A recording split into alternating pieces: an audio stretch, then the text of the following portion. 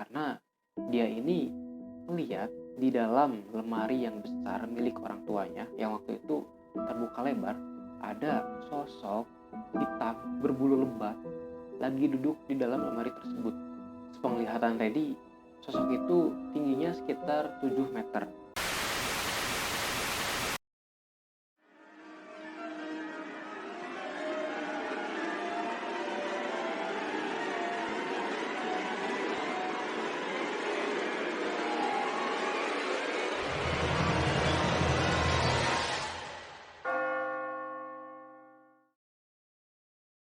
Assalamualaikum warahmatullahi wabarakatuh, teman-teman. Balik lagi di channel Story Febrian, dan kali ini gue mau bawain lagi cerita horor yang mana kali ini ditulis oleh seorang yang sebut aja namanya Reddy. Nah, di dalam ceritanya ini nyeritain kisah ibunya yang kena santet lagi ya. Tapi kali ini gue ngebaca cerita yang ini kayak sedih banget gitu ya, karena ya sampai ibunya ini meninggal. Ya udah, buat kalian yang penasaran sama ceritanya, tonton sampai habis. Dan jangan lupa buat kalian yang belum subscribe, ayo subscribe dulu ke channel ini biar kalian gak ketinggalan cerita-cerita selanjutnya dari Story Febrian. Ya udah, kita langsung aja mulai. Cerita ini dimulai ketika tahun 2009. Waktu itu Reddy masih berada di kelas 6 SD. Ibu dan ayah Reddy ini pertama kali menginjakan kakinya di Batam tahun 1987. Mereka memilih membangun rumah di Pasar Jodoh, daerah Batam tersebut. Tapi setelah 5 tahun mereka tinggal di sana, ternyata ibu sama ayah Reddy ini harus dipindahkan ke daerah Bengkong karena penggusuran. Reddy sendiri dilahirkan tahun 1997 dan Reddy ini punya satu kakak perempuan dan satu abang laki-laki. Kisah ini dimulai ketika tahun 2007, ketika itu ibunya kehilangan penglihatannya dan gak mampu buat berdiri, ya bisa dibilang lumpuh. Setelah berulang kali konsultasi ke dokter, ternyata ibunya Reddy ini divonis oleh dokter mengalami kanker otak stadium 3. Dan tanpa pikir panjang, mereka sekeluarga langsung membawa ibunya Reddy ini ke salah satu rumah sakit yang memadai untuk operasi tersebut. Tapi anehnya, setelah ibunya Reddy ini menjalani 3 kali operasi, bukan hasil yang baik yang didapatkan, tapi justru sebaliknya, malah hasil yang kurang baik.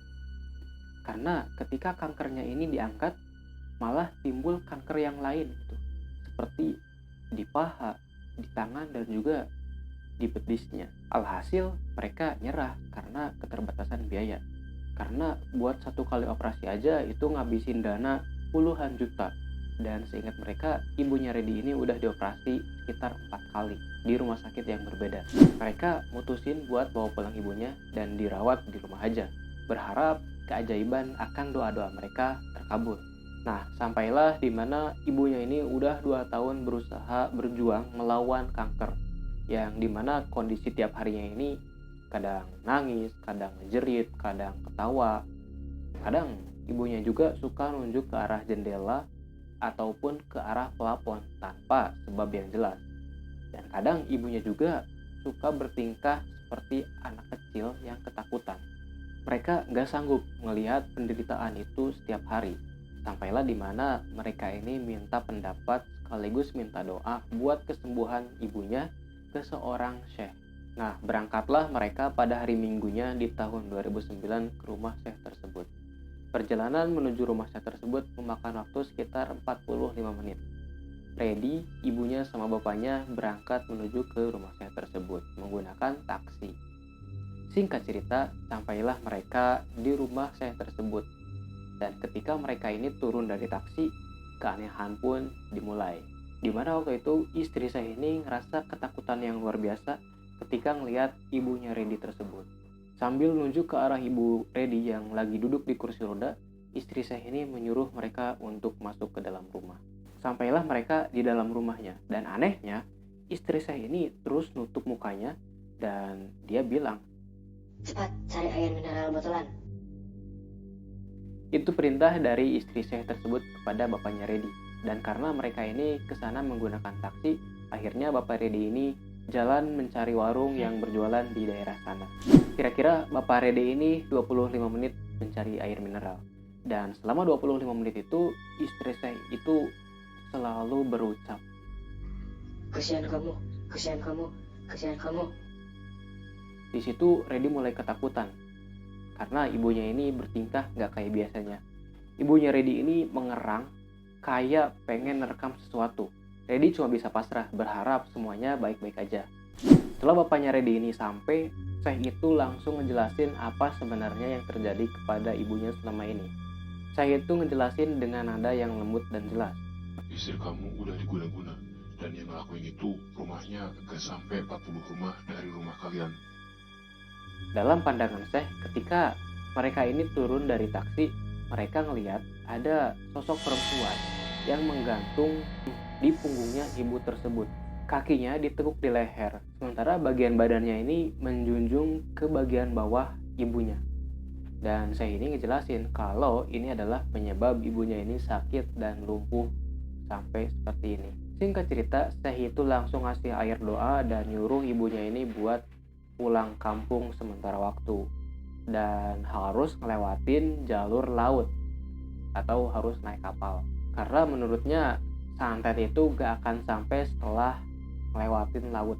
Bapaknya Reddy ini mutusin buat bawa ibunya pulang kampung halamannya yang ada di Medan.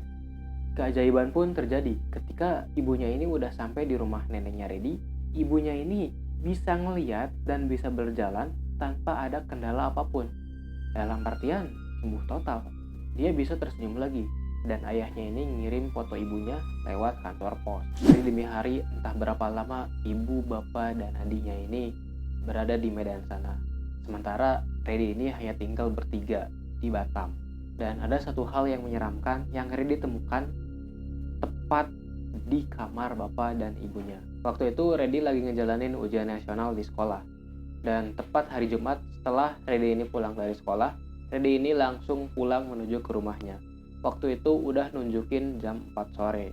Sampailah Reddy ini di bawah pohon mangga yang besar tepat di depan rumahnya. Baru aja Reddy ini ingin masuk ke rumah, tiba-tiba ada tetangganya yang manggil. Orang-orang sih bilang kalau tetangga yang ini itu adalah dukun. Tapi Reddy waktu itu belum percaya dan orang itu bilang, Dek, minta mangganya 2, boleh? "Silahkan Pak." Reddy pun langsung izin buat masuk ke rumah. Tapi bapak itu langsung narik tangannya Reddy dan dia bilang lagi, Dek, tunggu. "Ada apa Pak?" Jangan masuk. Di dalam ada orang yang gak kamu kenal. Reddy bingung di situ. Dalam hati dia berkata, "Lah kok ini kan rumah saya." Reddy pun tanpa basa-basi bilang ke bapak itu, "Saya masuk dulu ya Pak, mau makan." Dan bapak itu jawab, Ya udah, terserah. Tapi kalau kamu ada apa-apa, cepat lari ya ke rumah bapak. Reddy pun mengiyakan tanpa ada pikiran yang aneh-aneh waktu itu. Singkat cerita, Reddy pun mulai membukakan pintu rumahnya yang waktu itu belum ada siapapun karena abang dan kakaknya ini lagi kerja dan juga lagi sekolah. Setelah masuk, Reddy langsung ganti baju dan makan sambil nonton TV. Kebetulan di ruang makan ada TV dan di samping TV-nya itu adalah tepat kamar orang tua Reddy yang masih kosong karena mereka masih berada di Medan. Sejam berlalu, Reddy ini masih nonton TV. Waktu udah nunjukin sekitar jam 5:30 sore. Dan gak lama kemudian Reddy matiin TV-nya karena dia ini ngedengar kayak ada suara gesekan kaki.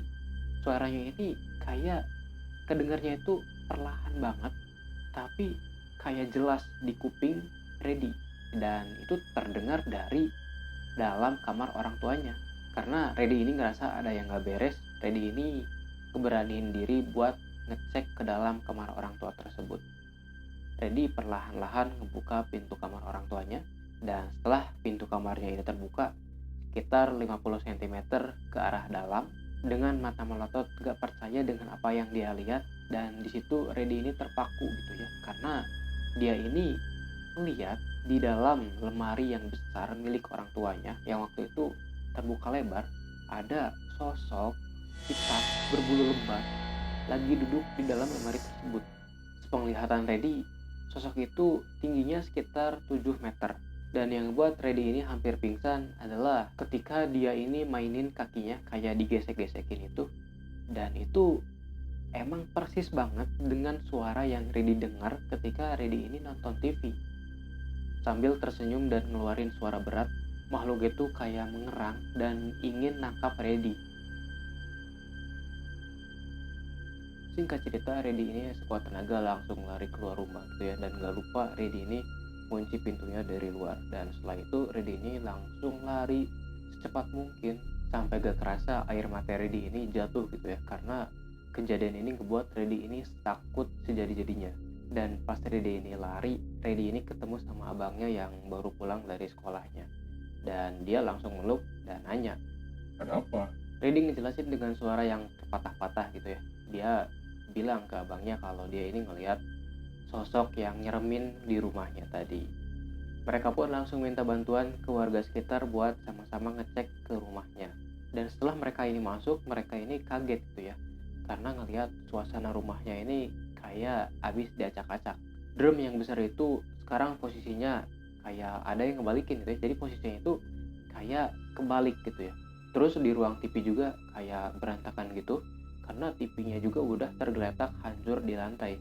Dan yang anehnya lagi, mereka ini nemuin di kamar orang tuanya ini kayak selendang merah. Dan sebelumnya mereka ini gak pernah gitu ya lihat selendang merah itu. Selendang merah itu nutupin tumbukan buat daun ubi zaman dulu yang terbuat dari bahan kayu. Dan yang anehnya lagi, mereka juga gak kenal gitu ya sama tumbukan itu. Akhirnya karena mereka ini ngerasa gak nyaman di rumah, mereka ini mutusin buat keluar rumah untuk sementara waktu. Redi diajak sama abangnya buat tinggal di rumah teman abangnya. Ya rumahnya ini gak jauh juga gitu ya dari rumah si Redi ini. Sementara kakaknya tinggal di teman sekolahnya, ya tetangga kampungnya gitu. Nah kemudian setelah minjem HP milik teman abangnya ini, kemudian mereka nelpon orang tuanya yang lagi di Medan waktu itu. Dan mereka ngasih tahu akan hal ini kepada orang tua mereka. Akhirnya orang tua si Redi ini ngerasa khawatir dan cemas gitu ya. Sampai akhirnya orang tuanya ini mutusin buat balik lagi ke Batam besoknya pakai pesawat gitu ya biar cepet sampai.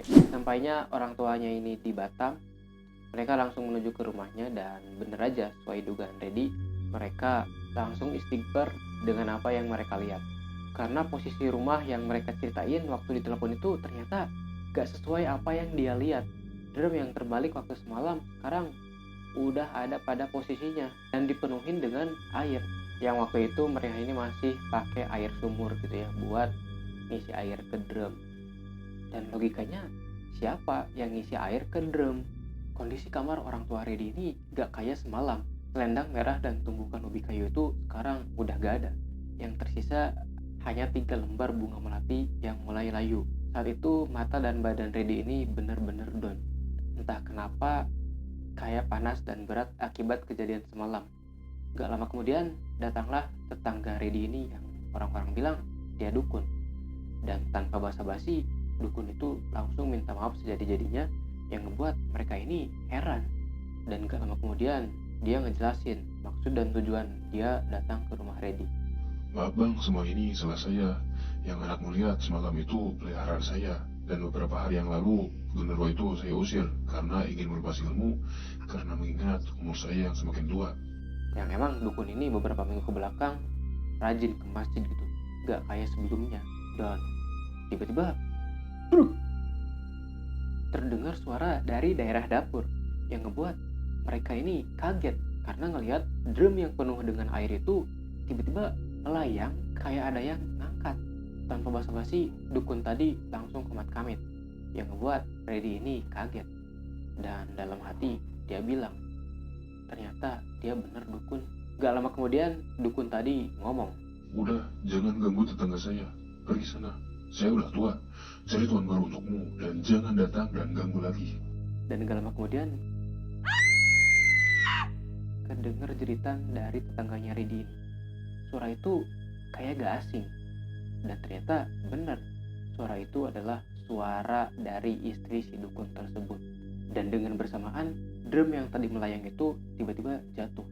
Dan mereka semua akhirnya nyamperin ke rumah dukun tersebut ya buat ngecek. Yang rumahnya itu sekitar 2 meter dari rumahnya Redi. Alangkah terkejutnya mereka melihat istri dari si dukun itu kayak abis disiksa, tapi entah sama siapa. Dan yang jelas dia cuma bilang ke suaminya. Bang, tolong. Karena Reddy dan keluarganya ini gak mau ikut campur, mereka pun akhirnya mutusin buat pulang. Nah, buat kalian yang di sini nanya apakah si dukun ini yang nyantet ibunya si Reddy? Nah, jawabannya itu bukan. Nah, jadi di kampungnya Reddy ini, sekitar 200 meter dari rumahnya Reddy, itu ada satu lagi dukun gitu ya. Kenapa mereka ini bisa tahu? Nah, jadi karena ketika orang tuanya Reddy ini masih tinggal di Medan dan belum punya anak, orang tuanya Reddy ini satu kampung sama si dukun tersebut. Dan setelah orang tuanya Reddy ini pindah ke Batam, si dukun juga ikut ke Batam dan jadi tetangga mereka. Dukun itu dulu pernah kelamar ibunya, tapi karena orang tua dari ibunya Reddy ini taat kepada Tuhan gitu ya, jadi orang tuanya ini gak mau gitu ya anaknya ini jatuh kepada orang yang salah. Itu sebabnya juga orang tuanya ini harus pindah ke Batam gitu ya, karena untuk menghindari si dukun tersebut. Karena mereka tahu gitu ya, dukun itu gak suka sama pernikahan orang tuanya Reddy. Tapi ya gak sesuai dengan ekspektasi gitu ya. Dukun tersebut malah ngikut juga ke Batam. Ya kayaknya dia sakit hati. Dan setelah mereka ini beres-beres rumah, makan, sampailah di waktu maghrib. Seperti biasa, mereka sholat berjamaah di ruang sholat. Sehabis sholat, ibunya Reddy ini masuk ke kamar. Dan selang 30 menit, ibunya Reddy manggil. Red, sini nak. Reddy pun datang. Dia ngasih isyarat pengen ngebisikin sesuatu ke telinganya Reddy. Ambilkan mama kantong merah kecil yang diisi penuh dengan air. Sama ambilkan garam 1 genggam tangan ya. Entah kenapa Reddy ini ngerasa aneh sama bisikan ibunya. Dan ngebuat Reddy ini nangis. Gak lama kemudian bapaknya Reddy ini datang gitu ya. Karena bapaknya Reddy ini paham akan gerak-gerik ibunya yang ternyata lagi kesurupan. Bapaknya Reddy langsung ngambil air wudhu dan ngejulurin sejadahnya ke arah kiblat di dalam kamar ibunya. Bapaknya Reddy ini langsung ngebacain surat dalam Al-Quran dan gak lupa dia juga baca ayat kursi. Alhamdulillah ibunya Reddy ini langsung tersadar, tapi dengan keadaan yang lemah dan kayak gak berdaya. Mereka yang besar harapan akan kesembuhan ibunya ini langsung membawa ibunya ke rumah sakit buat mastiin kondisinya. Sampainya di rumah sakit, ibunya Reddy ini mulai membaik. Tapi mereka sadar kalau itu adalah waktu yang tersisa buat melihat senyum ibunya. Dikala itu, Reddy berdoa dalam hati. Ya Allah, Tuhan manusia, sembuhkanlah dia. Engkaulah zat yang maha penyembuh, penyembuh yang tidak menyisakan penyakit pada orang sakit. Tapi Allah maha tahu apa yang terbaik buat ibunya. Gak lama kemudian, ibunya ini berpesan sambil meluk Reddy dan juga kakaknya. Dan dia bilang, Tolong tetap jadi anak baik ya nak. Tetap jadi anak lemah yang gak mudah menyerah. Maafkan setiap orang yang jahat ke kita, karena Allah tahu akan segala sesuatu. Dan Allah maha pemberi balasan akan segala sesuatu. Biarlah sakit ini jadi penghapus dosa mama. Gak usah takut, mama akan baik-baik aja. Dan kalau nanti mama udah pulang ke Allah, jangan tinggalkan sholat ya nak. Doakan mama ya sayang. dan besok malamnya sekitar jam 11 tahun 2009, ibunya Reddy ini meninggal dunia. Reddy cuma bisa meluk ibunya sambil mencium dan berterima kasih atas semua kasih sayang yang diberikan kepadanya. Jujur waktu itu dunia kayak udah gak ada artinya lagi. Dunia seakan-akan kejam. Tapi bapaknya Reddy ini meluk dan bisikin. Red, masih ada bapak. Jangan takut, bapak akan jaga kalian semua. Reddy cuma bisa meluk bapaknya sekuat mungkin. Dan gak sadar, Reddy pun pingsan. Reddy kebangun pas udah ada di rumah dan udah rame yang baca Yasin buat ibunya. Dan besoknya setelah pemakaman, mereka hidup seperti biasa. Hanya saja hidup di waktu itu seakan-akan mimpi. Karena Reddy masih sering mencari ibunya ke kamar. Dan ingat kalau ibunya ini udah gak ada. Setelah ibunya meninggal, gangguan di rumah itu udah gak ada lagi. Dan tepat di tahun 2011, ayahnya Reddy ini berpulang menyusul ibunya. Ada pesan dari Reddy, cintai orang tua kalian, sayangi mereka, dan jangan pernah nyakitin hatinya. Karena hidup yang dialami oleh Reddy tanpa kehadiran orang tua itu terasa begitu sakit.